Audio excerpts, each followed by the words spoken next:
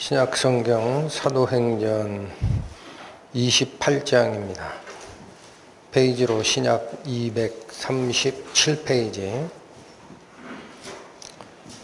사도행전 28장 1절에서 15절까지의 말씀 상고하겠습니다. 우리가 구원을 얻은 후에 안즉 그 섬은 멜리데라 하더라. 토인들이 우리에게 특별한 동정을 하여 비가 오고 날이 참해 불을 피워 우리를 다 영접하더라. 바울이 한 뭇나무를 거두어 불에 넣으니 뜨거움을 인하여 독사가 나와 그 손을 물고 있는지라. 토인들이 이 짐승이 그 손에 달림을 보고 서로 말하되 진실로 이 사람은 살인한 자로다. 바다에서는 구원을 얻었으나 공의가 살지 못하게 하심이로다 하더니 바울이 그 짐승을 불에 떨어뜨리매 조금도 상함이 없더라. 그가 붙든지 혹 갑자기 엎드러져 죽을 줄로 저희가 기다렸더니 오래 기다려도 그에게 아무 이상이 없음을 보고 돌려 생각하여 말하되 신이라 하더라. 이 섬의 제일 높은 사람 보블리오라 하는 이가 그 근처에 토지가 있는지라. 그가 우리를 영접하여 사흘이나 친절히 유숙하게 하더니 보블리오의 부친이 열병과 이질에 걸려 누웠거늘 바울이 들어가서 기도하고 그에게 안수하여 낫게 하매 이러므로 섬 가운데 다른 병든 사람들이 와서 고침을 받고 후한 예로 우리를 대접하고 떠날 때 우리 쓸 것을 배에 올리더라. 석 달 후에 그 섬에서 과동한 알렉산드리아 배를 우리가 타고 떠나니 그 배 기호는 디오스구로라. 수라구사에 대고 사흘을 있다가 거기서 둘러가서 레기온에 이르러 하루를 지난 후 남풍이 일어나므로 이튿날 보디올에 이르러 거기서 형제를 만나 저희의 청함을 받아 이레를 함께 유하다가 로마로 가니라.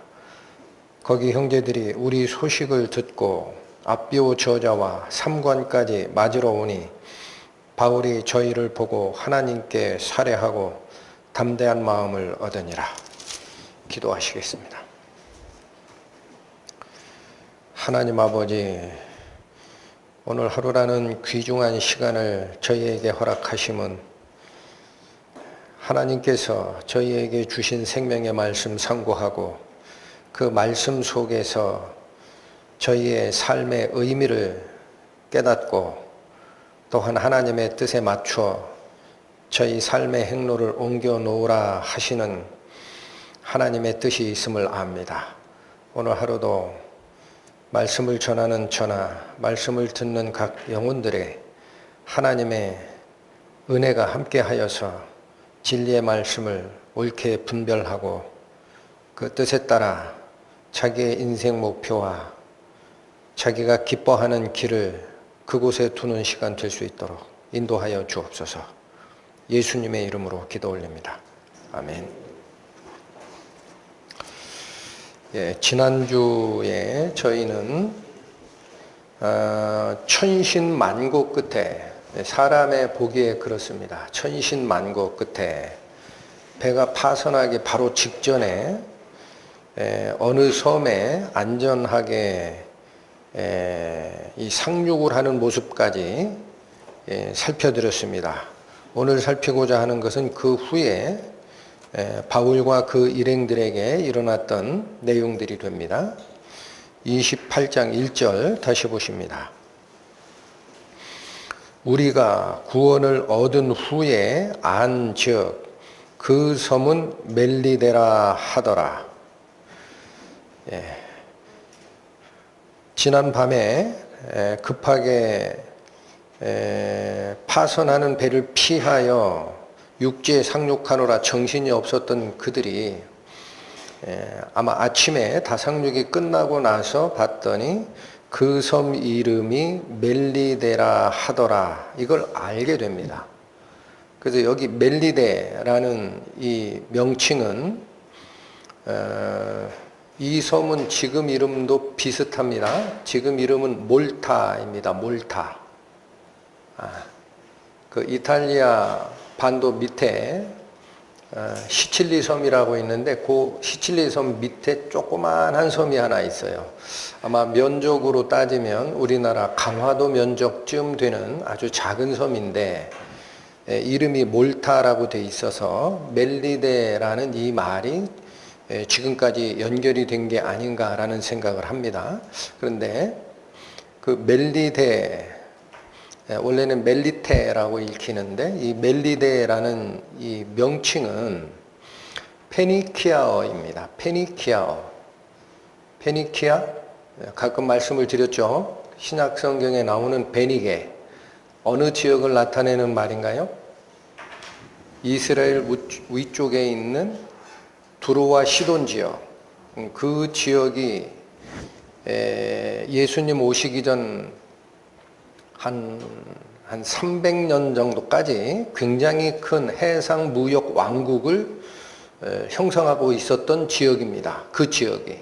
그래서 그 왕국을 뭐라고 하느냐? 페니키아 왕국이라고 하는데 로마가 지중해 해상권을 장악하기 전까지 한 700여 년간을 지배했던 왕국이 페니키아 왕국입니다. 근데 이 페니키아 왕국이 망하고 나서 이탈리아 반도 밑에 있는 그 지금 멜리데 섬, 여기에 그 후손들이 정착했던 겁니다. 그래서 그들이 거기서 전부 다 살았기 때문에 그 섬 이름을 멜리테라고 지었는데, 페니키아어로 이 멜리테라는 말은 무슨 뜻이냐? 피난처라는 뜻입니다. 피난처. 자, 굉장히 재밌죠? 우리가 구원을 얻은 후에 안즉 그 섬 이름이 뭐라고 하더라? 피난처라고 하더라. 이 몰타섬은 지금도 아마 독립된 그 왕국의 형태를 띠고 있을 거고, 1989년인가요? 그때 미국의 조시 부시 대통령하고 엊그제 그 돌아가셨다라는 소식을 들었습니다. 미국의 고르바초프 부서기장이 냉전 종식 선언을 했던 섬입니다. 그래서 역사적으로도 좀 의미가 있는 그런 섬인데, 저는 이 28장 1절에 우리가 구원을 얻은 후에 안 즉 그 섬 이름은 피난처라 하더라 라는 이 말씀이 성경에서 얘기하는 구원과 피난처를 가리키는 대상이 누굴까 라는 생각을 해봤습니다. 여러분, 구원과 피난처는 성경에서 우리에게 가르쳐 주시는 구원과 피난처는 딱 한 분, 하나님밖에 없습니다. 이거 한번 찾아보실까요? 시편 62편, 구약성경으로 845페이지 찾아가십니다. 구약성경 845페이지, 시편 62편,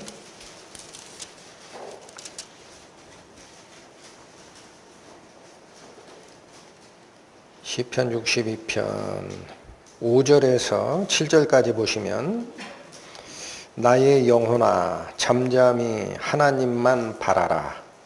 대저 나의 소망이 저로 쫓아 나는도다.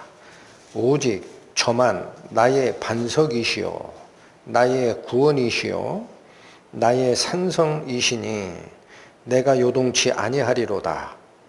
7절, 나의 구원과 영광이 하나님께 있으며 내 힘의 반석과 피난처도 어디에 있도다? 하나님께 있도다. 이 하나님이 곧 우리의 피난처가 되시고 우리를 구원하시는 구원자가 되신다라는 사실은 오늘 사도행전 28장의 1절처럼 구원을 얻은 후에야 피난처가 하나님이라는 사실을 알게 됩니다. 그냥은 모릅니다. 그러니까 사람들은 어찌하면은 복을 받을까? 어찌하면은 내가 겪고 있는 세상의 이 고난과 환난에서 구원을 받을까 하고 이 신을 쫓아가고 저 신을 쫓아가고 영험하다고 하면은 마을 입구에 있는 큰 나무에다가 성황당 차려놓고 빌고 하잖아요. 다 구원 아니에요, 그게. 언제 알게 됩니까? 우리가 진정 구원을 받고 난 뒤에라야 구원과 피난처는 오직 하나님 한 분뿐이시구나. 이 사실을 알게 됩니다. 그리고 나머지 걸 다 버리게 되는 거죠. 자, 그래서 여기 지금 멜리데라는 이 부분 잠깐 영상을 준비했습니다. 이 슬라이드는 지난주에 잠깐 한번 보여드린 거죠. 이게 바울이 로마로 가는 항해 행로를 다 표현한 건데,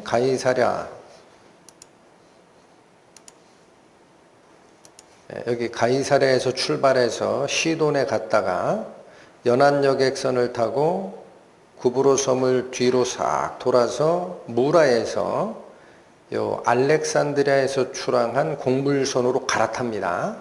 그래서 쭉 가다가 요 니도라는 섬 맞은편에 더 이상 일로 갈 수가 없었어요. 왜? 바람이 너무 많이 불어. 그래서 밑으로 내려와서 피한 곳이 요 그레데 섬의 미항이죠. 바울은 여기서 겨울을 나고 가자라고 주장을 했고, 다른 사람들은 이 항구가 작으니 조금 더 가서 베닉스라는 이 항구에 가서 겨울을 나자라고 주장하느라 출발했는데, 이 그레데 섬 중앙으로부터 동북풍이라는 유라굴로가 크게 일어나므로 이 배가 쓸려 내려가서 요 가우다라는 여기 섬 보이지도 않아요. 이 작은 섬 밑으로 내려가면서 비상조치를 하고, 낮에 해를 볼 수도 없고 밤에 별을 볼 수도 없는 폭풍우가 열 나흘이 진행이 돼서 여기 멜리데 몰타섬 여기까지 가게 됐다라는 말씀을 지난주에 설명을 드렸습니다. 근데 이 몰타섬이 조금 확대를 하면 이제 이렇게 바울이 들어가게 되는 거예요. 그럼 여기 멜리데 몰타섬이 있고, 여기 또 하나의 섬이 있고, 또 하나의 섬이 있는데, 요 사도행전에 기록된 이 내용이 너무나 자세하고 정확하기 때문에 후에 스미스라는 학자가 이거를 다 연구를 해냈어요. 그래서 요 위치라는 겁니다. 그래서 이걸 조금 더 이 부분을 확대하면 여기쯤 돼요. 그래서 이렇게 배가 두르는데, 여기를 성 바울 만이라고까지 이름을 붙여버립니다. 세인트 폴스 베이. 성인인 바울의 이름을 붙여서 부르는 만이라는 거죠. 그 다음에 여기 앞으로 쏙 나온 이 곳이라고 하죠, 곳. 여기가 바로 암초지대입니다, 여기가. 지금도 그래요.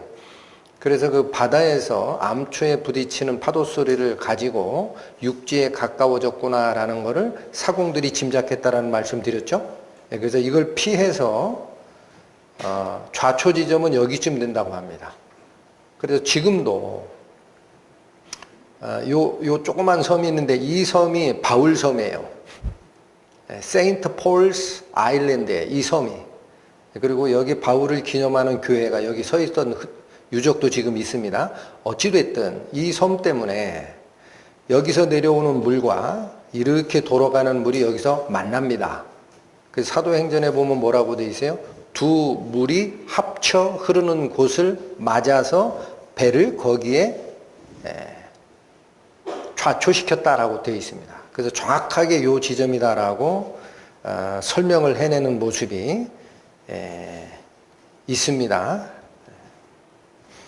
자, 그래서 이 몰타라는 이 지역이 어떤 곳이냐라는 걸 한번 설명을 드리고 싶었고, 자, 2절 다시 가보시죠. 사도행전 28장 2절. 토인들이 우리에게 특별한 동정을 하여 비가 오고 날이 참에 불을 피워 우리를 다 영접하더라 라는 말씀이 있습니다. 이 말씀에서 토인들이라는 얘기는 토착민이라는 뜻입니다. 토착민이라는 뜻으로 우리 한글 성경이 이 번역을 했는데 원래 헬라어 단어는 야만인이라는 단어입니다. 여러분 영어로 야만인을 뭐라고 합니까? 바베어리언. 야만인을 영어 사전 찾아보면 바베어리언, 바바리안이라고 그래요. 바바리안. 근데 여기 이 헬라어 이름이 뭐냐? 바르바로이라는 거. 바르바로이. 여기 이 헬라어에서 나온 것이 영어의 바베어리언이라는 야만인이라는 단어인데 이 바바로이라고 얘기하는 이 헬라어는 왜 이 단어가 나왔을까 하고 쫓아갔더니 문명화된 헬라어나 라틴어를 사용하는 문화권에 있는 사람들이 외국어를 하는 사람 발음을 들으면은요 바르바르 한다는 얘기예요. 바르바르. 우리말로 얘기하면 뭐예요? 샬라샬라. 바르바르. 무슨 말인지 모르겠는데 자꾸 바르바르 하더라. 그래서 바르바르 하는 사람. 아시겠죠? 그래서 이 바르바로이라는 이 단어가 야만인을 뜻하는 건데 당시의 문화적으로는 문화가 뒤처진 자다라는 뜻이 아니라 단순히 언어가 안 통하는 사람이라는 얘기입니다. 언어가 안 통하는 사람. 그래서 이 바바리안, 즉 야만인이라는 단어를 2절에 쓰고 있는 이유는 뭘까요? 2절에 여기 있는 토착민들이 바바리언이다 라고 성경이 기록하고 있는 이유는 뭘까요? 조금 전에 설명을 드렸죠. 페니키아 왕국이 지중해 전체를 지배할 때 페니키아인들이 그 섬에 가서 정착하여 살았기 때문에 당시 그 섬 주민들의 대부분은 무슨 나라 말을 썼다? 페니키아 말을 썼어요. 그러니까 노마 사람이나 헬라어를 하는 사람들의 귀에는 그 사람들 말이 외국어죠. 바르바르 하니까. 그래서 바바리안이라고 표현을 한 것인데 조금 더 읽겠습니다. 2절 토인들이 우리에게 특별한 동정을 하여 비가 오고 날이 참에 불을 피워 우리를 다 영접하더라. 자, 여기 특별한 동정을 하여라는 이 표현이 있습니다.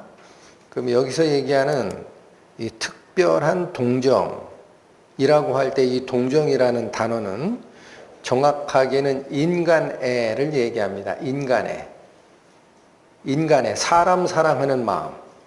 원래 헬라어 뜻이 그거예요. 특별히 사람 사랑하는 마음이 베풀어져서 이런 일을 하더라라는 얘기를 하고 있습니다. 그래서 여러분 지금 이 28장 2절이 얘기하는 바는 그 멜리데 피난처라고 이름 붙여진 그 섬에 살고 있는 페니키아계 사람들이 언어적으로는 통하지 않는 바르바르 이런 얘기를 하는 사람으로 저 교육도 받지 못한 자 야만인이라고 언어적으로 무시당하던 사람이었지만 실제 행동은 어떻게 했다라는 거죠? 조난당한 사람 바다에서 육지로 상륙하고 비 와서 덜덜 떨고 있는 그 사람들에게 불을 피워서 맞이하는 것은 가장 문명화된 사람들이 나타내는 인간해라라는 거예요. 이 두 개가 결합되어 있다라는 사실을 우리는 여기서 꼭 보셔야 됩니다. 아마도 지금 276명이 상륙을 했으니까 여러분 이거 굉장히 적은 수가 아닙니다. 276명이 그 물에 젖은 쥐 같은 모습으로 해안가에 상륙했어요. 그러면 거기 살고 있던 사람이 많지 않았을 겁니다. 그들이 아마 전부 다 나와서 불 피워주고 따뜻하게 환대했을 거고 또 그렇게 상륙한 사람들은 신분이 어때요? 무장한 로마 군인도 있을 거고 또 죄수들도 있을 거고 그렇죠? 장사치도 있을 거고 남자도 있고 여자도 있고 다양해요. 근데 그런 신분을 따지지를 않고 나랑 말이 통하는 우리 동족이냐 아니냐도 따지지를 않고 그들이 처한 형편을 불쌍히 여겨서 마을 사람 전체가 나와서 불 피워준다라는 것은 인간애로 표현되는 것 이외에는 달리 설명할 게 없다라는 겁니다. 저는 그래서 지금 이 간단하지만 2절에 그 멜리데 원주민들이 보여준 이 행동을 보고 우리 그리스도인들은 어떠한 삶을 살아야 되겠는가라는 생각을 했습니다. 여러분, 인간애를 가장 크게 보여주신 분이 한 분이 있습니다. 사람 사랑하심을 나타내시려 하나님께서는 자기 독생자를 사람의 모습을 쓰고 땅에 오시게 하고 네가 대신 죽어라. 이게 사람 사랑하심을 나타낸 가장 큰 인간의 표본 아닙니까? 그 인간애를 경험했던 그리스도인들은 이들이 보여줬던 이 특별한 인간애보다 더 다른 인간애를 보여줘야 되지 않겠느냐라는 생각을 해봤습니다. 그 구원받은 크리스찬들이 분명히 성경 공부, 성경의 말씀 중요하지요.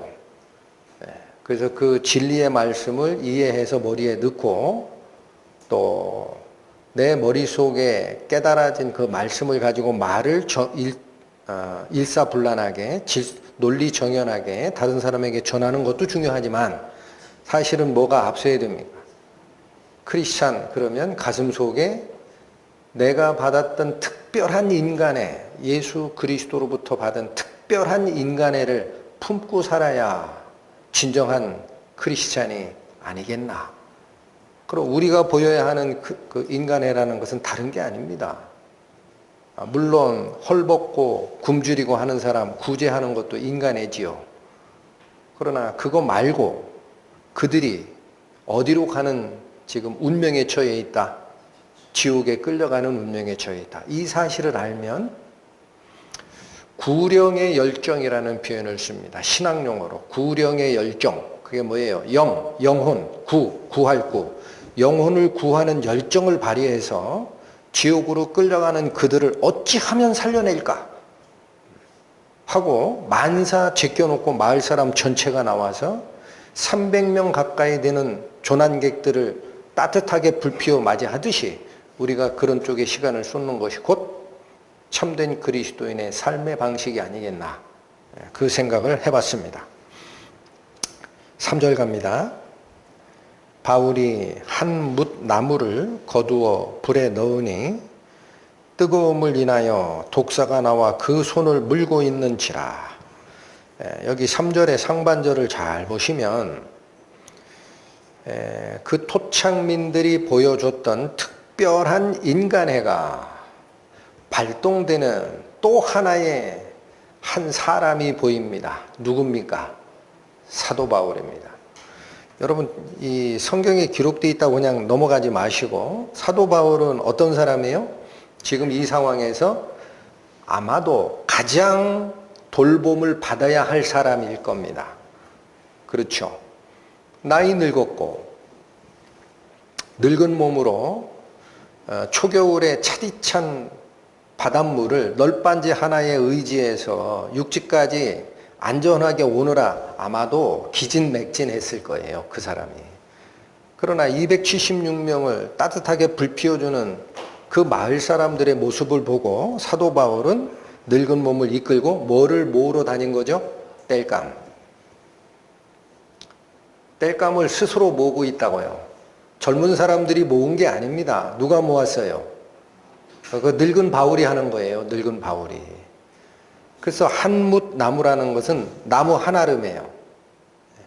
그 옆에 있겠어요? 여기저기 돌아다녔겠죠.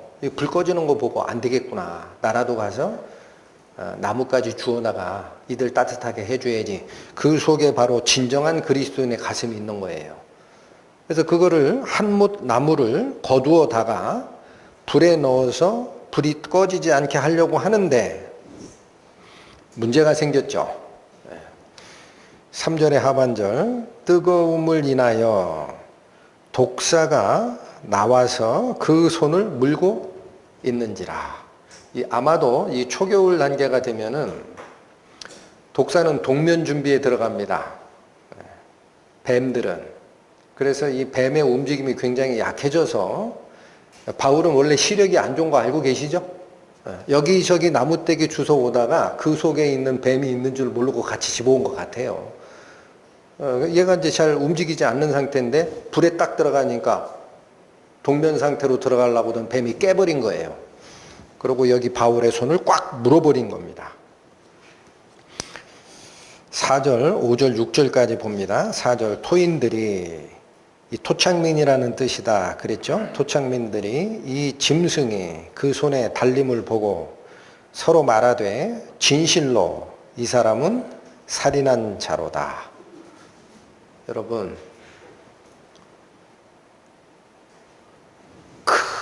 그 험한 풍파에서 널빤지 하나 의지해서 전부 다 276명이 구출이 됐는데 좋은 일 하다가 뱀에, 그것도 독사에게 물렸으면 사람은 인지상정 뭐라고 얘기해서 천벌받았다. 이 사람은 분명히 이게 뭐 사람 죽인 사람이지 어찌 이런 일이 있을 수 있어? 이렇게 딱 멜리데 섬 사람들이 단정을 한 겁니다. 진실로 이 사람은 살인한 자로다. 그래서 뭐라고 얘기하느냐? 바다에서는 구원을 얻었으나 공의가 살지 못하게 하심이로다. 여러분, 여기 공의라고 표현된 이 단어 있죠? 헬라어로 디케라는 단어인데 우리말에는 공의라고 번역이 돼 있어요. 근데 디케라는 것을 쫓아가면은 정의의 여신 이름입니다. 그러니까 이 멜리데 사람들은 자기들이 알고 있는 신의 세계에서 정의의 여신이 이 사도 바울에게 벌을 내리신 거야 라고 믿게 된 거예요. 이해하시겠죠? 5절, 바울이 그 짐승을 불에 떨어버림에 조금도 상함이 없더라. 6절, 그가 붙든지 혹 갑자기 엎드러져 죽을 줄로 저희가 기다렸더니 오래 기다려도 그에게 아무 이상이 없음을 보고 돌려 생각하여 말하되 신이라 하더라. 여러분, 여기 멜리데 섬에 거주하는 이 사람들의 생각이 어떻습니까? 너를 띠죠. 에? 독사가 물고 있는 모습을 봤을 때는 뭐라 그래요? 진정 살인자다 그래요. 안 죽는 모습을 보니까 어때요? 지옥에서 천국으로 갑니다. 신이다. 이들의 판단이 너를 띠죠, 지금. 왜 그럴까요? 사람은 바울이라는 어떤 사람의 진실에 관심을 두기보다 그 사람 주변에 일어나는 드러나는 모습을 가지고 사람을 판단하기 쉽기 때문에 그렇습니다. 사람이 가지고 있는 한계점입니다. 한계점. 이런 사례가 바울의 전도 과정에 또 있었어요. 그 전에. 혹시 기억하십니까? 1차 전도 여행 때 루스드라에서 이런 일이 있었습니다. 비슷한 일이지만 그땐 상황이 반대입니다. 한번 가보십니다.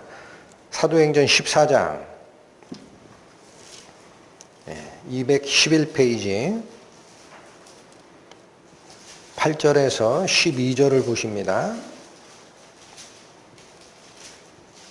루스드라에 발을 쓰지 못하는 한 사람이 있어 앉았는데 나면서 앉은뱅이 되어 걸어본 적이 없는 자라.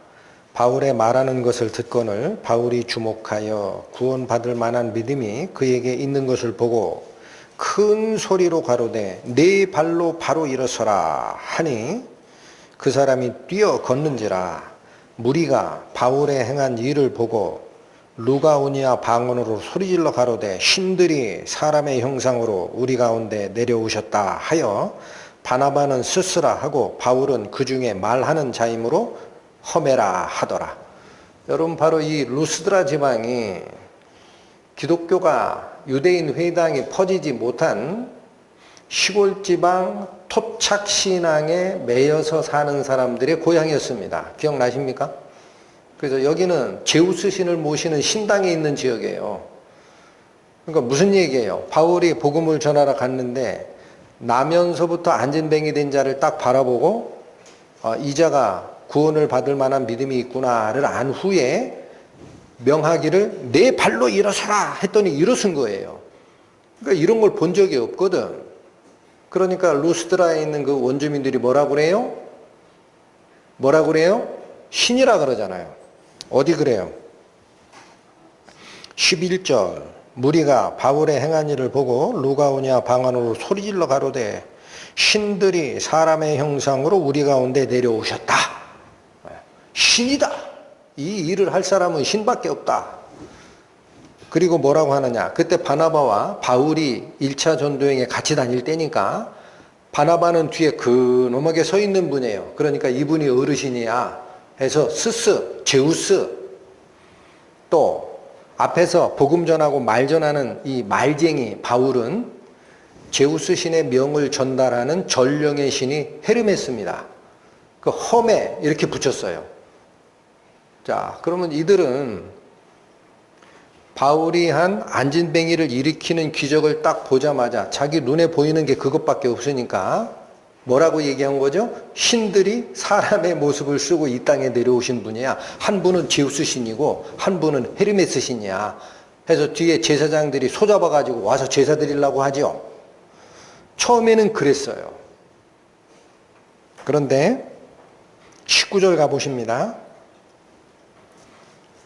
유대인들이 안디옥과 이고니온에서 와서, 자, 여기 안디옥은 비시디아 안디옥을 얘기하지, 그 안디옥 교회가 있는 시리아 안디옥 아닙니다.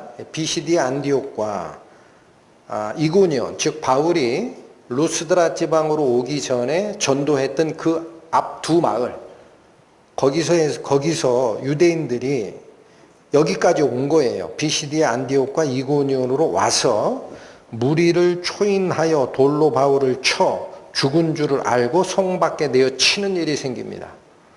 여기도 마찬가지입니다. 거기 초인하여라는 말이 있죠. 한자로 된 성경 말씀은 이제 혹시 잘못 이해하기가 쉬워. 이 초인이라는 단어가 무슨 뜻이냐면요, 범죄 용어입니다. 사전 찾아보시면 지금은 잘 안 나와요. 국어사전에. 초인이라는 말은 범죄자의 입에서 나오는 연결된 증언이라는 뜻이고, 원래 헬라어 뜻은 뭐냐? 설득하다라는 얘기입니다. 설득하다. 그러니까 어떻게 한 거죠?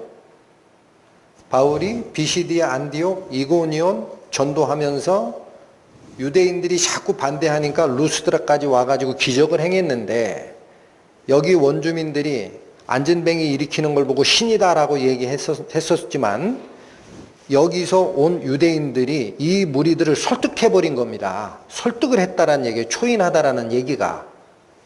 거짓말로 설득을 했다 이거예요. 뭐라고? 이 사람은 하나님의 사자들이 아니야. 응? 이 사람들은 하나님을 모독하는 자야. 그러니까 너희가 거기다 제사를 드릴 게 아니라 잡아 죽여야 옳지 라고 얘기한 거예요. 그래서 그 무리들을 설득하여 어떻게 하게 합니까? 그러면 그 말이 맞구나 하고 돌로 바울을 쳐서 죽은 줄 알고 성 밖에 내치는 문제가 생겼죠. 그럼 오늘 일어나는 멜리데 원주민들과는 상황이, 이 루스드라 사람들은 반대입니다. 처음에는 뭐로 봤어요? 바울을 신이라고 봤어요. 근데 나중에 사람 말을 딱 듣고 났더니 그런 것도 같아. 확인도 할 필요 없어. 돌로 쳐 죽여야지. 이건 살인자가 맞아 이런 뜻이죠. 지금은. 처음에는 뱀이 무는 것을 보고 이건 반드시 살인한 자다. 그러니까 정의의 여신이 이 사람에게 뱀을 갖다서 물게 한 거지. 하다가 안 죽으니까 생각을 돌이켜 뭐라고 얘기해요? 신이라. 누구 말이, 누구 생각이 옳습니까? 다 틀렸죠. 사람의 판단과 생각은 너를 띱니다. 너를 띄어요. 어떤 현상을 보고 자기가 가지고 있는 신념에 의해서 결정을 내렸지만 누가 와서 아니야, 반대야, 이 사람은 마저 죽어야 돼, 그러면은 생각을 바꾸는 것이 누구예요? 사람입니다. 그 왜 그럴까요? 진실을 모르기 때문에. 그들이 진실을 알았다면 그렇게 행동했겠습니까? 저는 오늘 28장에 이 멜리데 주민들의 이 반응을 보고 어떤 생각을 먼저 했느냐면, 특정한 사람에 대한 다른 사람들의 판단은 원칙도 없을 뿐만 아니라 극과 극을 오고 가는 널뛰는 판단이 나올 수밖에 없다라는 거예요. 그러면 그렇게 나오게 되는 판단이 극과 극을 오고 가는 이 과정은 왜 있겠느냐? 바울에 대한 진실을 모르니까. 바울이 왜 거기 잡혀왔는지 얘기를 들어본 적도 없으니까. 그럼 바울에 대한 진실은 어떻게 우리는 확인할 수 있습니까? 바울이 하나님의 말씀에 어떻게 연결되어 있느냐를 알기 전에는 전혀 모릅니다. 그렇죠? 바울은 하나님의 말씀에 매여서 사는 사람이에요. 바울이 하나님의 말씀과 어떤 관계가 있는지를 모르는 상태에서는 바울을 통해서 하는 일을 보고 처음에 신이었다가 잡아 죽이기도 하고, 또 처음에 살인자라고 얘기했다가 신이라고도 얘기를 하고, 사람의 판단은 대중을 잡을 수가 없습니다. 그러면 저는 이 상황을 보면서도 눈에 보이는 대로 판단하거나 혹은 다른 사람들의 말을 듣고 애초에 품었던 것에 정반대로 생각을 품는 이런 문제가 우리 그리스도인들 안에는 안 생기게 하는 방법이 뭐가 없을까? 이게 이 기록대로 그냥 놔두면 안 되고, 우리가 멜리데 사람이라는 말이에요. 우리가. 그런 판단의 오류에서 벗어나는 방법은 혹시 없을까라는 생각을 했습니다. 다행히 사도행전에 보면은, 여러분 베레아 사람들 아시죠? 베레아 사람. 성경에 뭐라고 그래요? 베레아 사람들은 데살로니가 사람들보다 더 고결하여서, 신사적이란 말이 그 뜻이에요. 생각이 고결합니다. 그 사람의 생각, 사람의 판단 기준을 적용하려고 하지 않는 사람들이에요. 더 고결하여서 두 가지 행태를 보입니다. 첫 번째 무슨 행태를 보이죠? 베레아 사람. 간절한 마음으로 말씀을 받습니다. 그냥 성경 공부하면은 이거 알았으니까 재밌네, 이게 아니고 거기서 얘기하는 말씀이 하나님 말씀이구나 라는 걸 확실히 알아요. 간절한 마음으로 말씀을 받고, 두 번째, 잘못하면 이 잘못 전달하는 목사 말 따라갈 수도 있으니까 두 번째 뭐예요? 확인 작업 들어가요. 이것이 그러한가 하여 날마다 성경을 상고합니다. 그러면 여러분, 저는 목회자로서 있지만 이 목회라는 것을 모를 때는 성경 말씀만 전하면 되는 줄 알았어요. 근데 나중에 보니까 경험이 쌓인 목회자들이 하시는 조언이 있더라고요. 목회는 하나님 말씀을 전하는 게 맞다. 그러나 잊지 마라. 그 말씀이 죄인을 다뤄야 하기 때문에 목회는 죄인의 속성도 알아야 하느니라. 말씀이 모든 자에게 다 통하면은 목회는 너무 은혜롭고 쉬워요. 그러나 그 말씀이 개인의 마음속으로 딱 이 접선이 됐을 때 사람의 생각으로 여기 있는 멜리데 사람처럼 판단하거나 먼저 봤던 루스드라인처럼 판단해버리면 문제가 생기죠. 그래서 그런 부분들이 시간이 갈수록 저는 더 조심스럽고 합니다. 어찌됐든 제가 드리고 싶은 말씀은 딱 하나입니다. 교회에서 무슨 문제가 생기거나 누가 무슨 어떤 사람을 놓고 이러쿵 저러쿵 얘기를 하실 때 귀를 빌려주지 마세요. 지는 겁니다. 어디에만 잡고 계셔야 돼요. 간절한 마음으로 말씀을 바라보세요. 간절한 마음으로 이 하나님 말씀이구나 하고, 누가 무슨 얘기를 하게 되면 그 말씀이 성경에 진짜 그렇게 돼 있는지 확인하시면 안 흔들립니다. 그 다음부터는 남이 무슨 얘기를 해도 안 흔들립니다. 그게 굳건히 신앙의 뿌리가 내려있는 삶을 살아가는 방법입니다. 또 하나 제가 지금 28장 이 독사에 물리는 바울의 사건을 통해서 여러 성도님들과 생각하고 싶었던 것은 이 바울을 중심으로 나타나는데 이 사도행전에 기록되는 또는 다른 사도들의 행적에서 발견되는 기적, 독사에 물려도 죽지 않는 이 기적, 이게 무슨 의미를 가지는지, 이게 가지는 의미가 무엇인지 이거를 좀 상고하고 싶었습니다. 여러분들 이게 왜 중요하냐? 이걸 모르면 사람의 생각은 그럴 수밖에 없어요. 사람의 생각은 생각이 낮고 내가 경험하지 못했던 초자연적 현상들을 보면은 그냥 그게 맞구나 하고 휙 쫓아간다고요. 근데 그게 증거가 아닌데 그걸 잡아요. 여러분 이게 중요해요. 기적은 증거가 아니에요. 예? 보조수단이지. 기적이 증거였으면 예수님께서 마태복음의 산상수훈 제일 끝에 경고의 말씀을 주실 때 주 예수의 이름으로 귀신을 쫓아낸 자들을 왜 지옥에 보냅니까? 그게 증거라면 내가 주의 이름으로 귀신을 쫓아냈나이다. 왜 그 사람을 지옥 보내요? 예? 심각하게 받으셔야 돼요. 기적은 보조수단이지 증거가 아닙니다. 결코 하나님은 그걸 원하지 않아요. 하나님이 얘기하는 증거는 뭐를 원합니까? 하나님이 우리 마음속에서 발견하고자 하는 증거가 있어요. 뭐를 원해요? 예? 어이, 큰일 났네. 그게 재판석에서 하나님 앞에 꺼내놓는 나 천국 열차표 받은 사람 맞습니다라는 증거입니다. 뭐를 요구하느냐 이거야. 뭘 요구해요? 예? 하나님의 말씀이 이 속에 살아있느냐를 요구를 합니다. 네가 억지로 갖다 여기 집어넣은 거 말고, 응? 인쇄된 활자화된 성경 말씀 네가 억지로 머릿속에 집어넣고 여기 있다라고 우기는 거 그거 말고 진짜 살아있는 말씀이 내 속에 심겨진 적이 있느냐? 하나님은 그걸 봅니다. 내가 너한테 살아있는 생명의 말씀을 준 적이 있느냐 없느냐 난 그걸 보겠다 이거예요. 예수님이. 왜 그래요?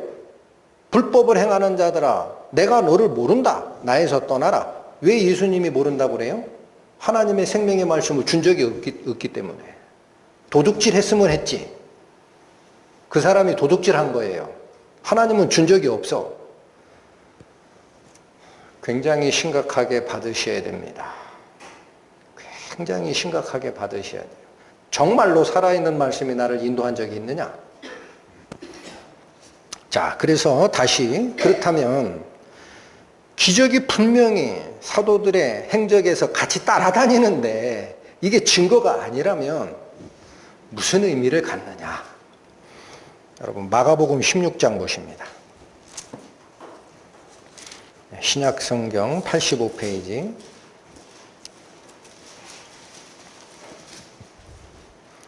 마가복음 16장 15절에서 18절 말씀을 보십니다.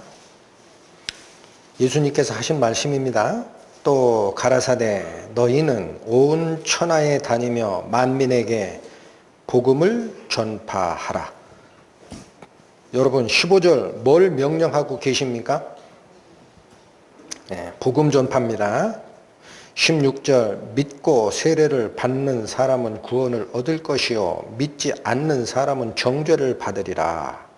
17절 믿는 자들에게는 이런 표적이 따르리니 곧 저희가 내 이름으로 귀신을 쫓아내며 새 방언을 말하며 뱀을 집으며 무슨 독을 마실지라도 해를 받지 아니하며 병든 사람에게 손을 얹은 즉 나으리라 하시더라. 여러분 예수님이 뭐 얘기하세요?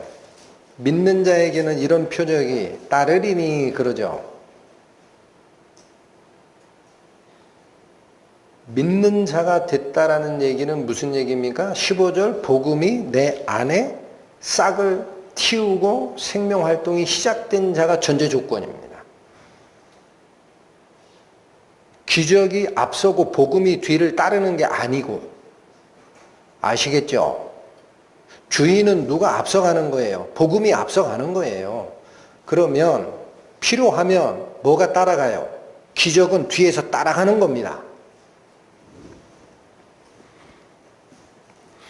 그러니까 이걸 모르고 어느 목사님들 설교를 보니까 이 말씀 때문에 18절에 뱀을 집으며 무슨 독을 마실지라도 해를 받지 아니하리라. 이 말씀 때문에 어떤 사람들은 실제로 독을 먹다가 죽은 사람이 있다라는 얘기를 들었습니다. 그 사람이 뭐를 잘못한 겁니까? 믿은 거 아닙니까? 이 말씀 그대로 믿은 거 아닙니까? 아닙니다.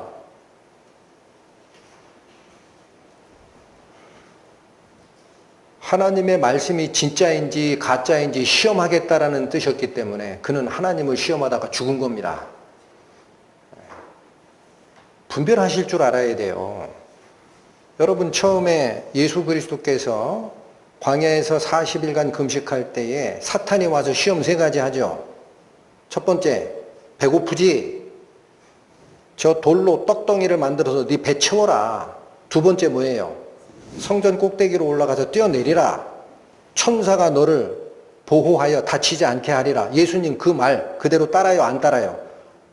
주 너희 하나님을 시험치 말라 그러죠. 이 말씀이 진짜이면 내가 독을 먹어도 괜찮겠지 하고 먹은 사람은 하나님의 말씀을 시험하다가 죽은 겁니다. 응? 정신 똑바로 차리셔야 돼요. 그러면 기적은 왜 일어나느냐라는 거예요. 왜 일어납니까? 그 밑에 보세요. 20절. 응?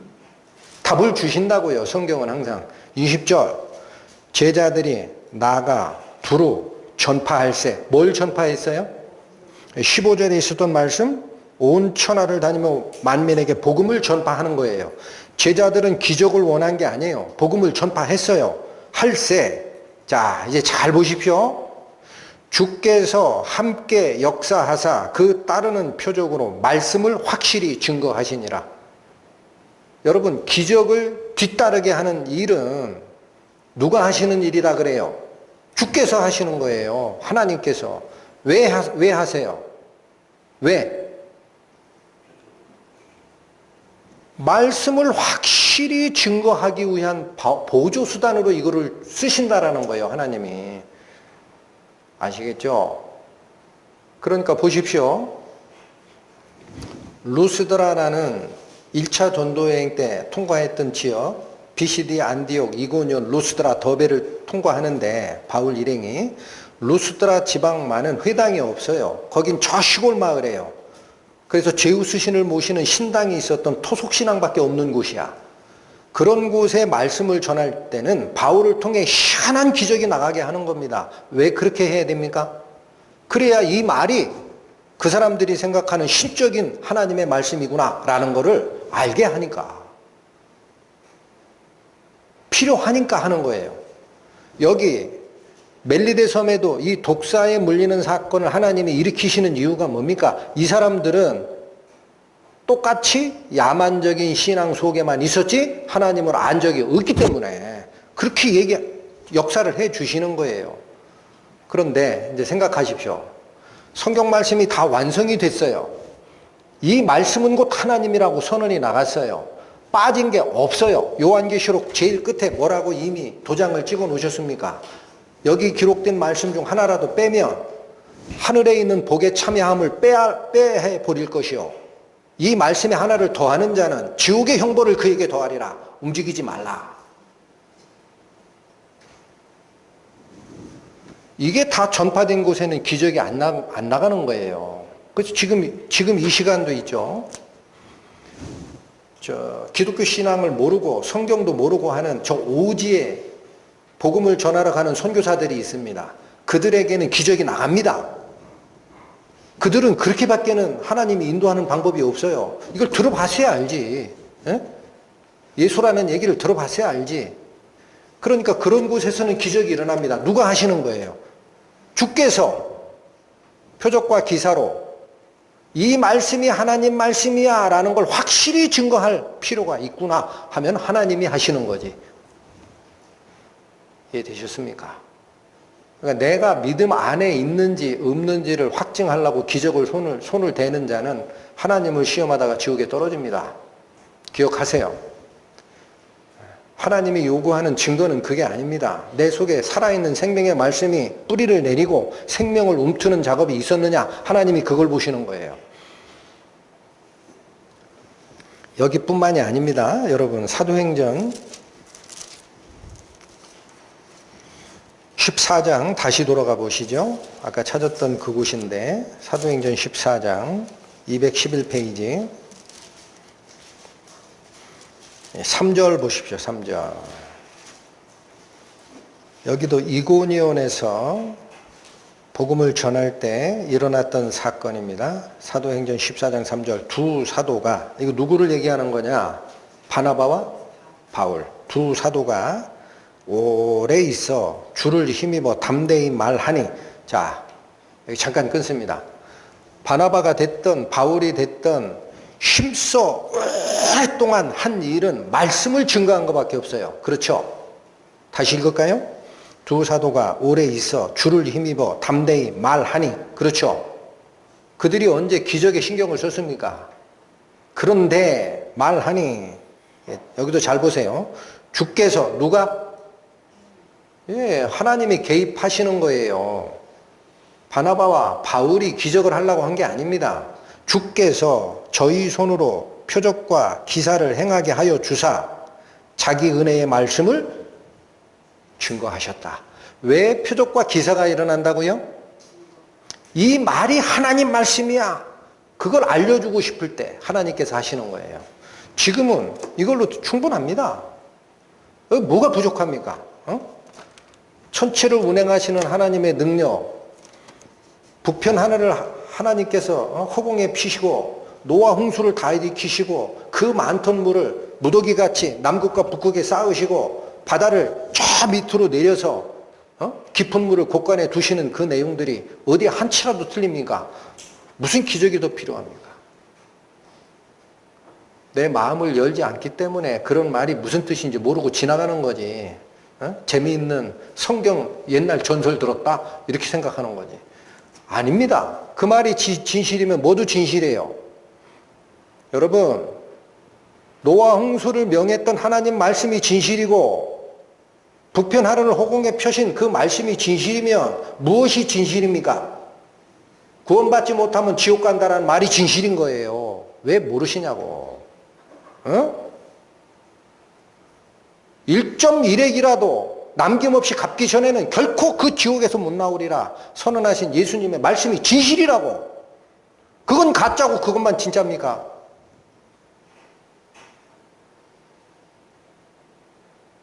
노아 홍수를 기록한 하나님 말씀은 진짜고 너 죄 문제 해결하기 전에는 지옥 간다라는 예수 그리스도의 말씀은 가짜입니까?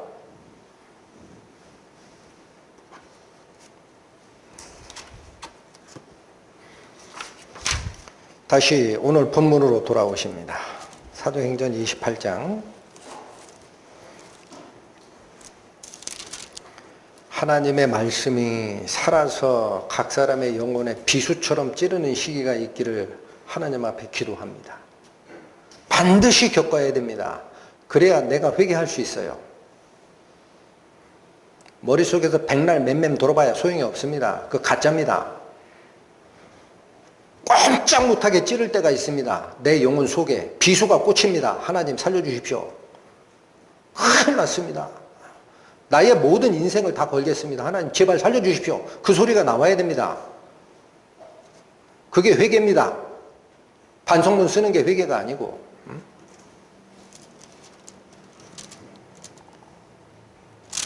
다시 사도행전 27장 7절 보십니다. 이 섬에 제일 높은 사람 보블리오라 하는 이가 그 근처에 토지가 있는지라. 여기 이 섬의 제일 높은 자라고 표현한 이것은 아마도 그 멜리데 섬의 살고 있는 토착민 중에 족장격인 사람이었을 겁니다. 족장격인 사람, 보블리오라는 사람이 바울이 상륙한 그 근처에 자기 사유지가 있었던 것 같아요. 토지가 있는지라 그가 우리를 영접하여 사흘이나 친절히 유숙하게 하더니, 이게 어디 쉬운 말입니까? 우리라고 했으니까 바울과 누가와 또 아리스다고는 당연히 들어갈 거예요. 근데 그 중에 몇 명이 같이 따라가는지는 모르겠어요. 276명이 지금 조난이 되어 있다고요.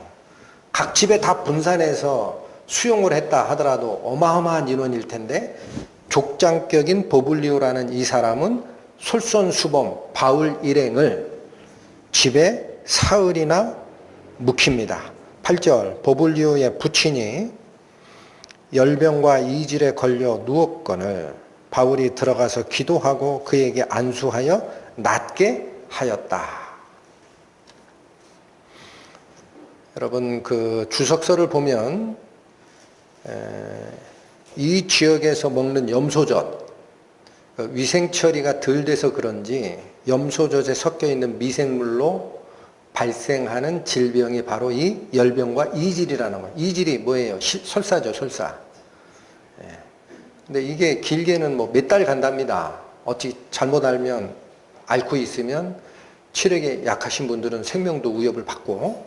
근데 그 보블리오의 부친, 아버지가 바로 이 열병에 걸려 있는 것을 보고 바울이 들어가서 안수하여 낫게 합니다. 여러분, 안수해서 낫게 했다라는 표현이 무슨 뜻입니까?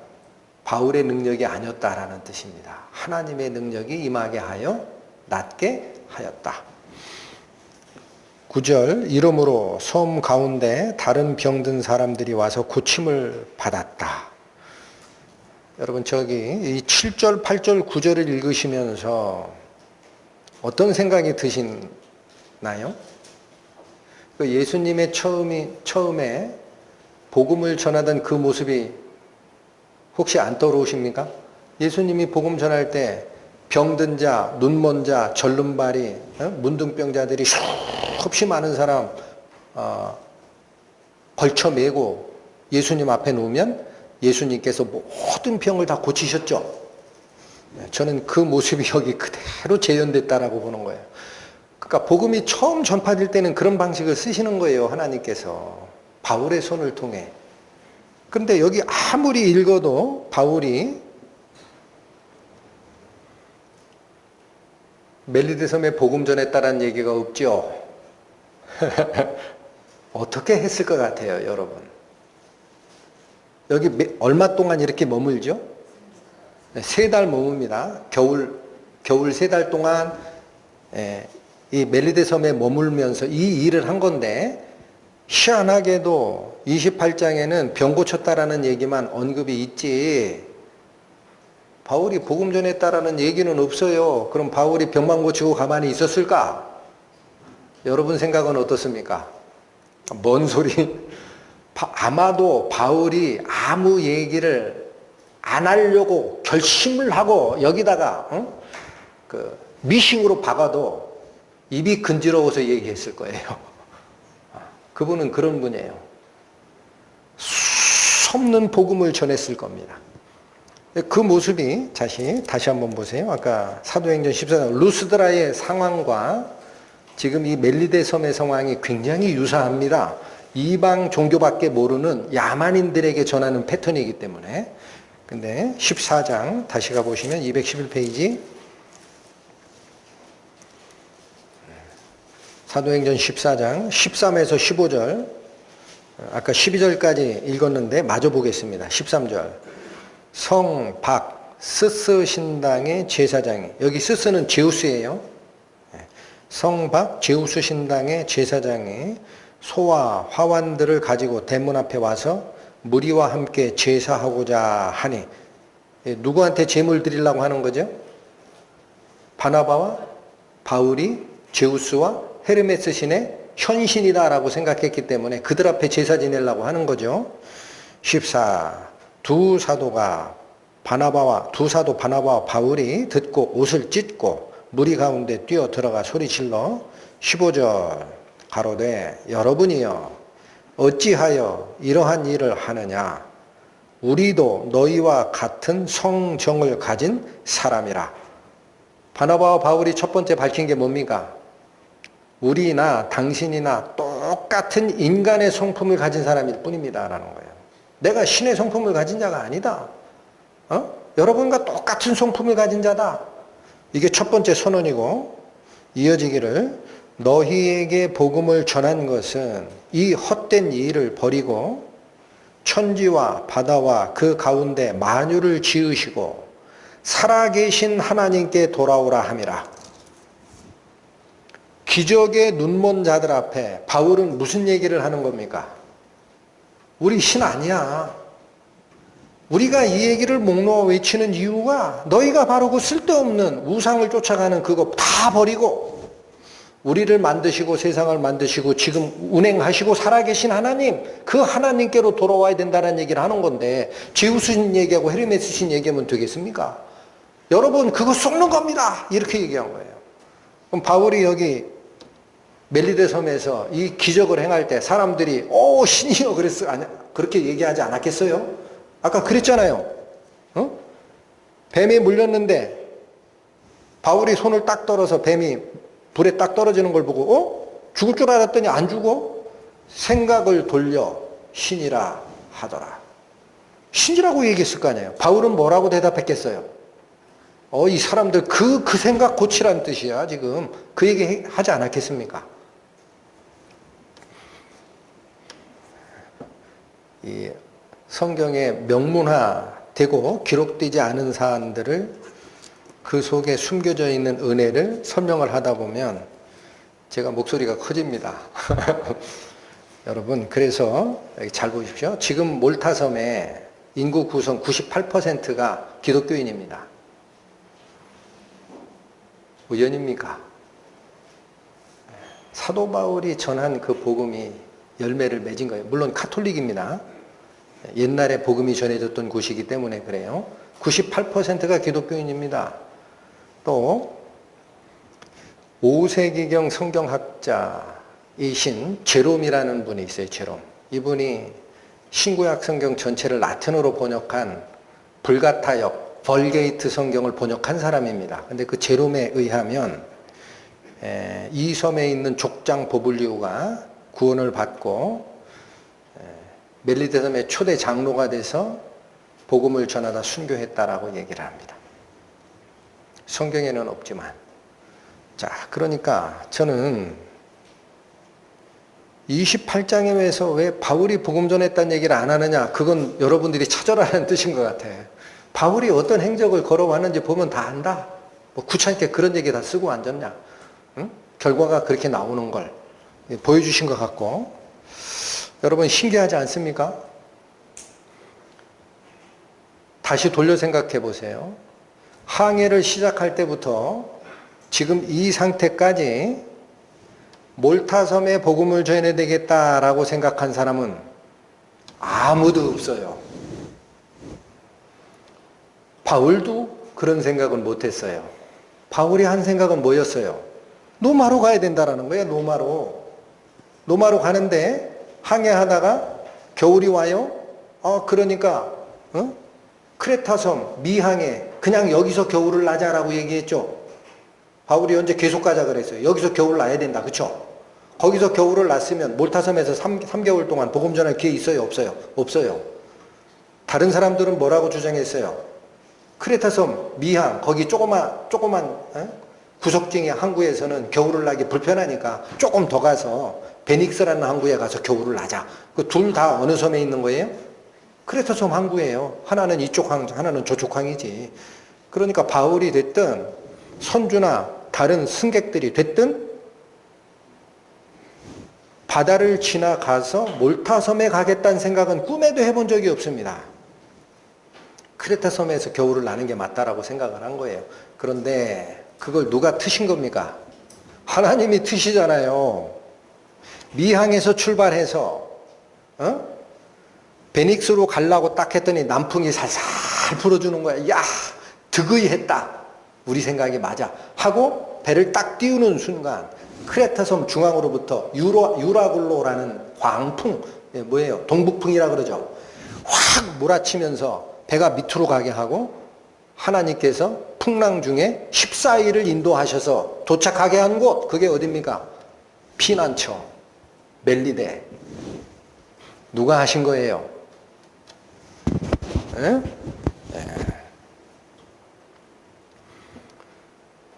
무슨 생각들이 드시는지 모르겠어요. 저는 이 과정을 쭉 보면서 무슨 생각을 했느냐면, 하나님의 뜻은 평온한 삶 속에 역사하기보다 고난과 풍파 속에서 인내로서 결실하게 하시는구나 라는 것. 그러니까 성경에서 계속 구원받은 우리 성도들에게 요구하시는 게 뭡니까? 너희가 하나님의 뜻을 행한 후에 약속하신 것을 받기 위해서는 인내가 필요하다 그러시잖아요. 인내가 필요하다.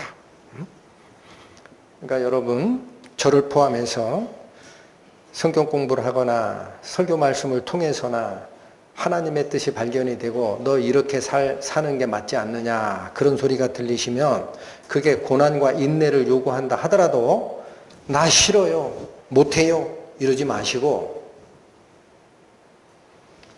아멘, 하나님의 뜻이 이루어지이다 그렇게 기도하는 자 되어야 합니다. 그 기도 한마디에 하나님이 눈을 열고 귀를 여시는 거예요. 여기 있다. 여기 있다. 내려가. 쟤 도와줘. 그렇게 얘기하시는 거예요. 하나님이. 응? 다수를 좋아하시는 하나님이 아닙니다. 진정 하나님의 말씀에 마음을 여는 자가 있느냐. 아주 적은 마음을 들여도 하나님을 아세요. 딱 보시고 하시면 저기 있다. 자, 내려가. 쟤 도와. 그런 삶을 살아가는 우리 성도가 되기를 희망합니다. 다시 11절로 갑니다. 석 달 후에 그 섬에서 과동한 알렉산드리아 배를 우리가 타고 떠나니, 자, 이제 3달 동안 겨울을 지냈습니다. 그런데 그 섬에서 마찬가지 3달 동안 겨울을 났던 알렉산드리아 배가 있었다라는 거죠. 여러분, 이제 대충 짐작이 가실 겁니다. 알렉산드리아 배 그러면 무슨 배일까요? 곡물 수송선. 네, 알렉산드리아가 그 이집트의 나일강 삼각주 지역에 있는 비옥한 토지, 거기가 알렉산드리아라고 했죠. 네, 거기서 곡물을 수송하여 로마로 가려는 배가 여기 겨울에 3달 동안 묵고 있었던 게 있었던 겁니다. 그러니까 그 배에 갈아탑니다.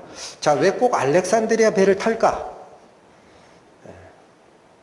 이 항해가 시작되는 즈음에 제가 설명을 드렸지만 이 율리오라는 아구사도대 아우구스투스 황제 직할 때에 속한 율리오라는 백부장은 아마도 곡물 수송을 담당하는 로마의 직할대 역할을 했을 것이다라는 겁니다. 그러니까 율리오는 그냥 가는 게 아니라 중요한 게 뭐예요? 바울과 죄수들을 압송하는 것은 부수적인 일이고 중요한 거는 곡물 수송선단을 보호하는 일입니다.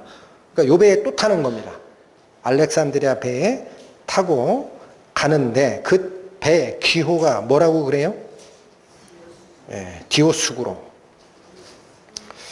뭐 별거는 아닌데 또 이런 단어가 또 막히면 안 되니까 이 디오스구로라는 이 단어는 헬라어로 디오스라는 게 제우스입니다. 제우스. 뒤에 구로라고 되어 있는 게 쿠로이스라는 단어인데 아들들이라는 거예요. 아들들. 제우스의 아들들. 디오스구로라는 말이. 그래서 이거를 연구했던 학자들이 얘기하는 거는 제우스가 난 아들 중에 쌍둥이 아들이 있었답니다. 하나의 이름은 카스토르, 또 하나의 이름은 플록스. 이 쌍둥이, 제우스의 아들이니까 이들도 쌍둥이 신이 돼요.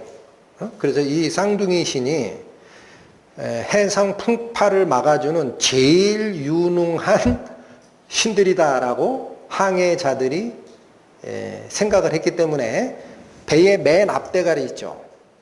거기다가 이 쌍둥이 신 모양을 만들어서 달고 다녀요. 배는 안 타니까 잘 모르신다면 자동차 아시죠? 자동차 본네트 앞에 엠블렘 달죠? 벤츠 엠블렘, BMW 엠블렘, 아우디 엠블렘, 현대 엠블렘 달죠? 달듯이 배 맨 앞에 쌍둥이 신, 카스토르와 플록스라는 제우스의 쌍둥이 아들 상징하는 그 신상을 만들어 달고 가던 배다라는 거예요. 그냥 뭐 중요하지 않습니다. 그 당시 뱃사람들이 그거를 섬겼다라는 뜻이죠. 이 배를 올라탑니다.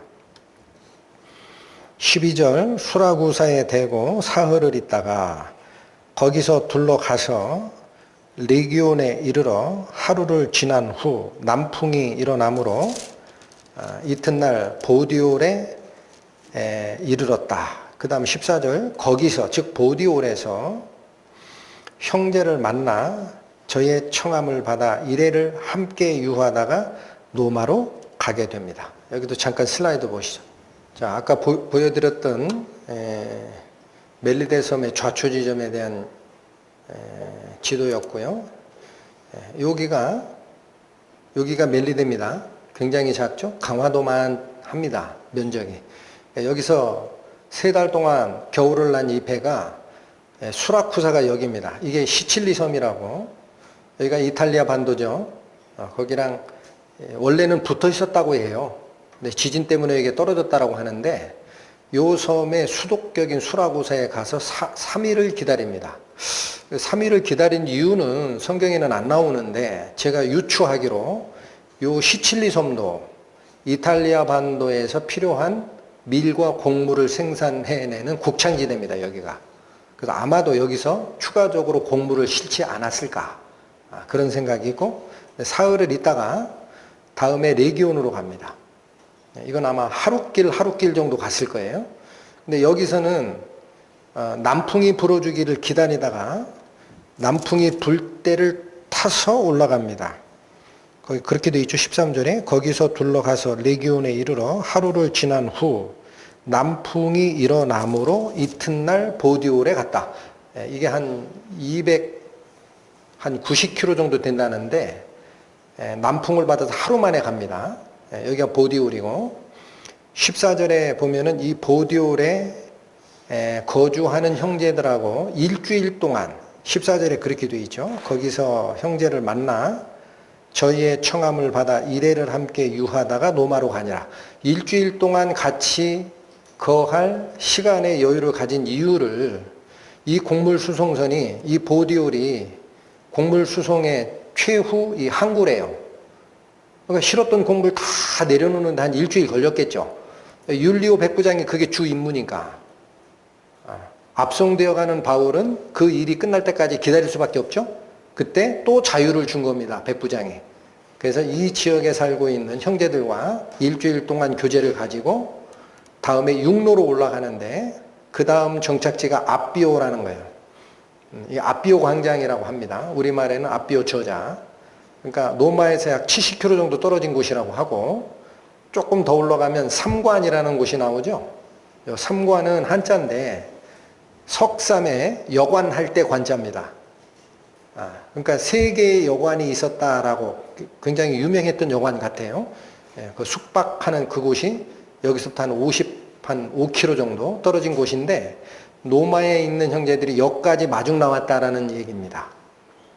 이 지도 같은 게 머릿속에 웬만큼 정리가 되셔야 이 성경 말씀이 막히지가 않습니다.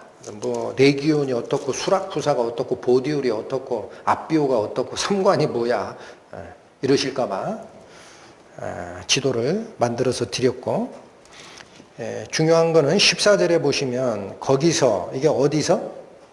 보디올에서 여러분 저기 보이시죠?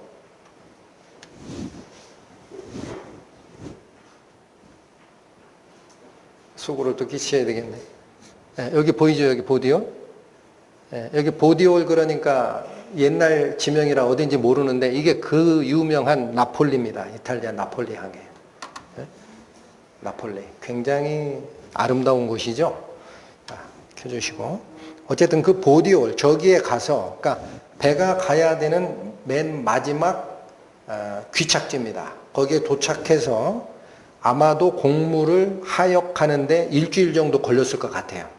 그래서 이때 시간을 허락받은 바울이 그 지역에 있는 형제들과 교제를 하는 모습인데 14절에 이렇게 얘기합니다. 거기서 형제를 만나 저희의 청함을 받아 이레를 함께 유하다가 로마로 가게 된다. 그러니까 이 교제는 누가 원한 거죠?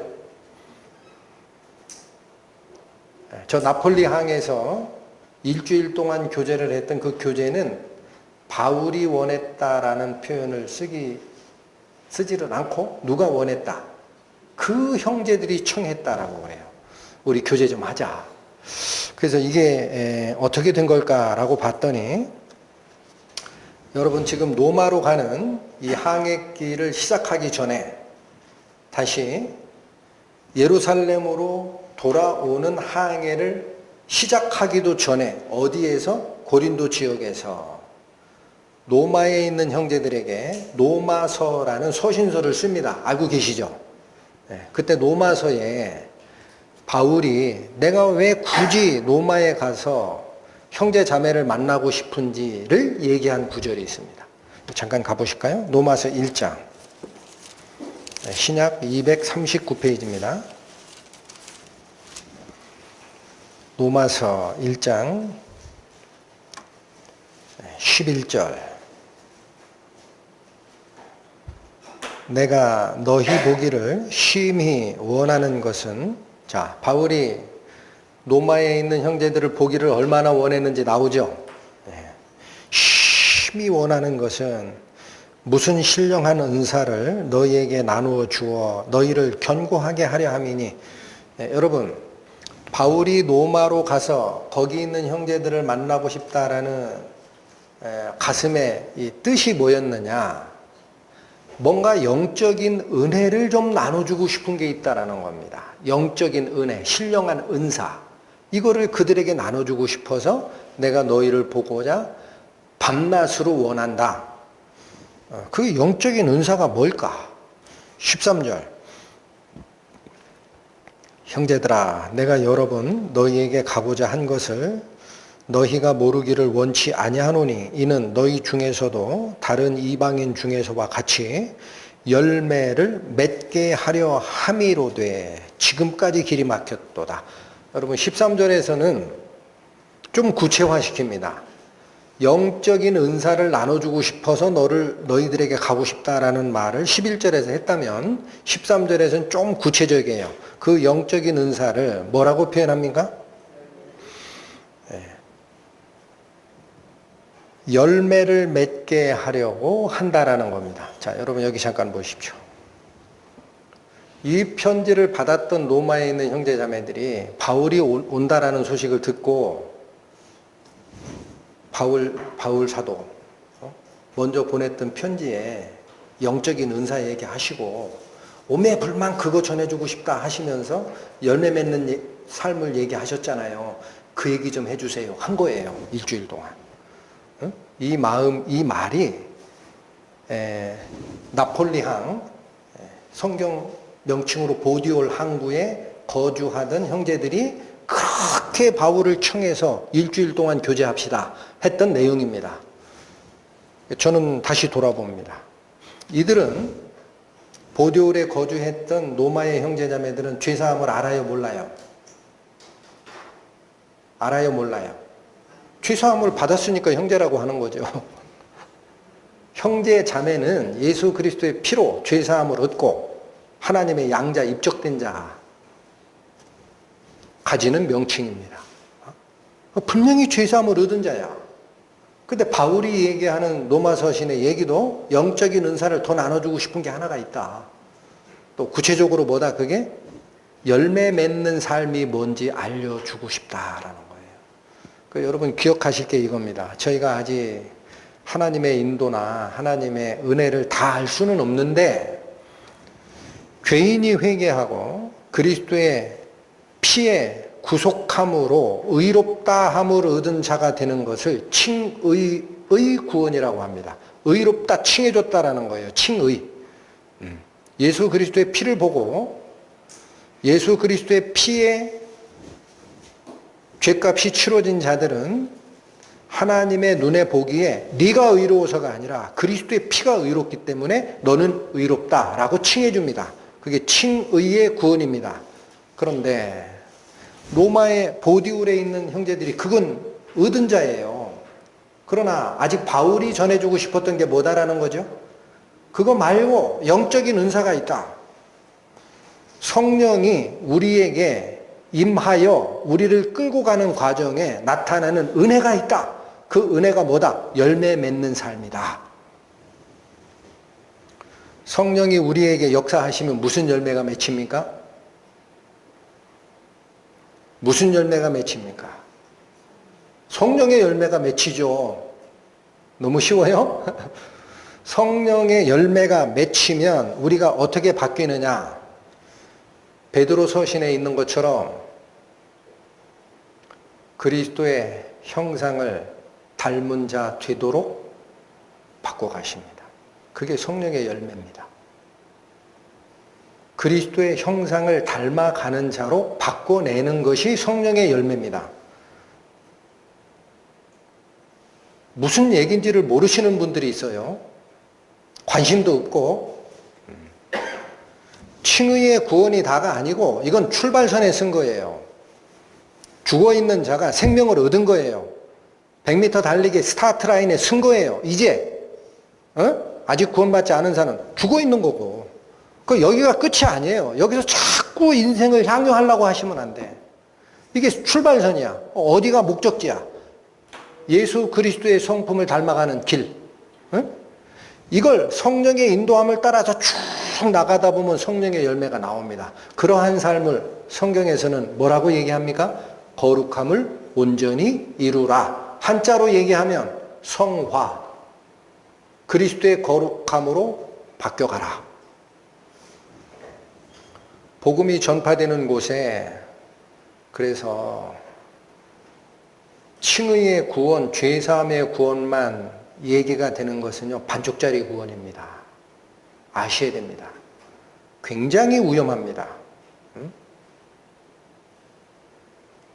애들을 다 낳았어요. 응애. 인큐베이터에 들어간 놈도 있고 건강하게 난 놈은 거기 있어요. 유무실에 있어.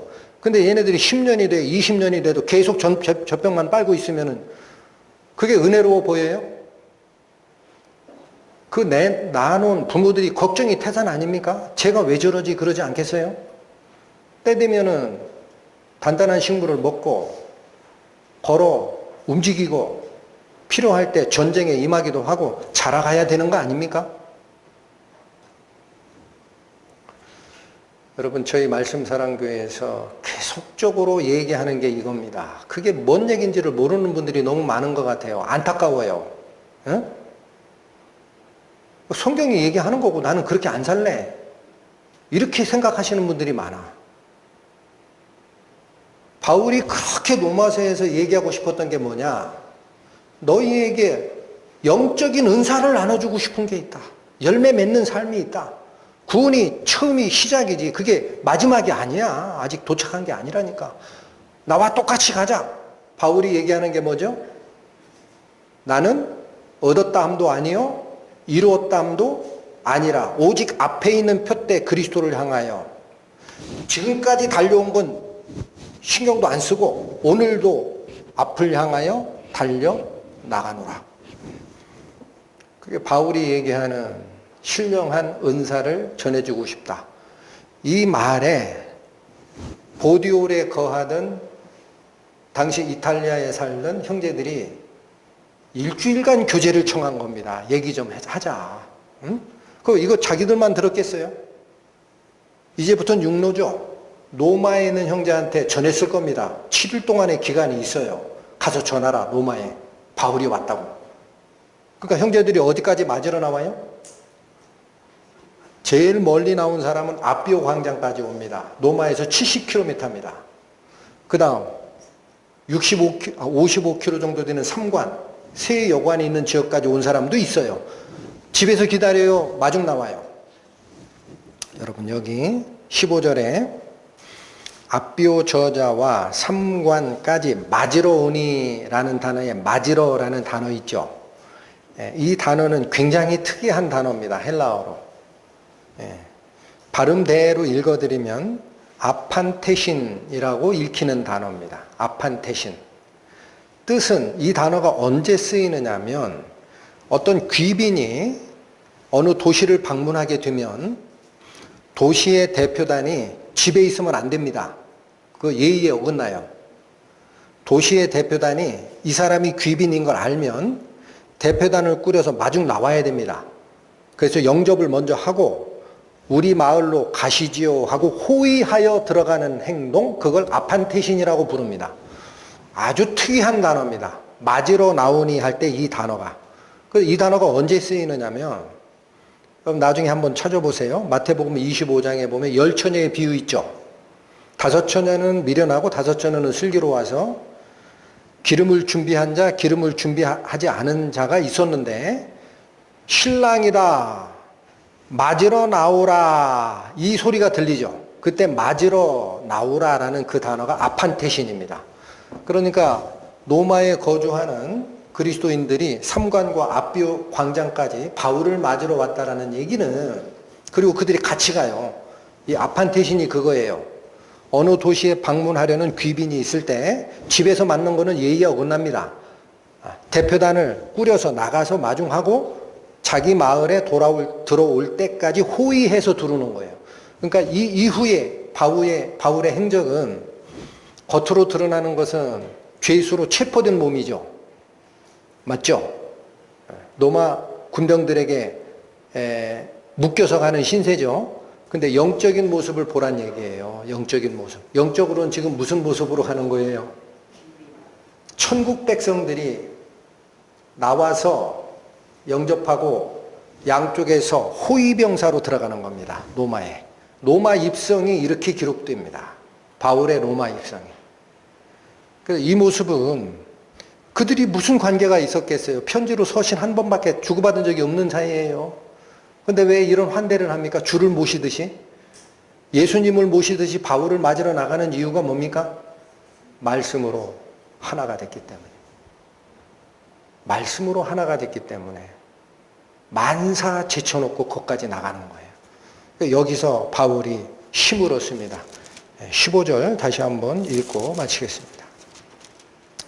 사도행전 28장 15절, 거기 형제들이 우리 소식을 듣고 앞비오 저자와 삼관까지 맞으러 오니 바울이 저희를 보고 하나님께 감사하고 담대한 마음을 얻으니라.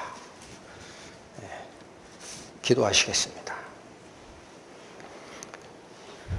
하나님 아버지 감사합니다. 저희를 향하신 말씀에 너희에게 인내가 필요함은 하나님의 뜻을 행한 후에 약속된 것을 받으려 함이라 하신 그 말씀의 의미를 바울의 사례를 통하여 다시 한번 상고하였습니다. 사람의 눈에 보기에는 폭풍에 휘말렸고 전문가의 어떠한 기술도 필요 없이 밤낮으로 14일을 망망대해에 필요하는 것처럼 보였으나 그 이면에서 하나님께서는 바울 일행을 피난처 되는 멜리데 섬에 복음을 전하라 예정하시고 이끄심을 확인하였습니다. 저희 앞날에 고난과 환난이 존재한다 하더라도 그 안에 하나님의 말씀이 분명하면 아멘, 주의 뜻대로 이루어 주소서라고 기도하는 저희 될 수 있도록 인도하여 주옵소서. 예수님의 이름으로 기도 올립니다. 아멘.